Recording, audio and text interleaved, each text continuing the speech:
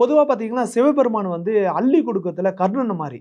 அவர மாரி ஒரு குணம் படைச்சவரு, ஒரு தயாள குணம் வந்து யாருக்குமே இருக்காது.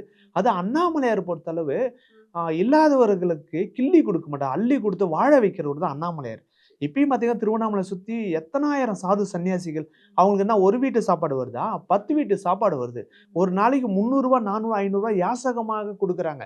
ஒரு ஒரு ஒரு ஒரு வாரத்துல 10 வேட்டி வருது, 2 பெட்ஷீட் வருது. அவங்களுக்கு அங்க வந்து ஒரு குடும்பத்துல கூட அப்படி கிடைக்காது. அண்ணாமலையாரு வீட்ல, அவர் குடும்பத்துல எல்லாரையும் ஒரே மாரி தான் அவரு ட்ரீட் பண்றாரு. அவரு எப்பயுமே அள்ளி குடுத்து தான் பழக்கம். யாரையும் வந்து சந்தோஷம் குடுத்து தான் பழக்கம். வரம் குடுத்து தான் பழக்கம். யாரையும் கஷ்டம் குடுத்து அவருக்கு பழக்கமே இல்ல. இப்ப பாருங்க ஒரு 2 நாள் இயல்பா நடந்துச்சு. அவரால் பாதிக்கப்பட்டவங்களுக்கு வந்து அரசாங்கமும் சரி, வாலண்டியர் சரி, மாவட்ட ஆட்சித்தலைவர் சரி, தொடர்ந்து எல்லா பணியும் அவங்க தொடர்ந்து செஞ்சுட்டு தான் இருக்காங்க. அந்த மக்களுக்கும் செய்ய வேண்டிய கடமைகள செஞ்சுட்டு தான் இருக்காங்க. கண்டிப்பா செய்வாங்க.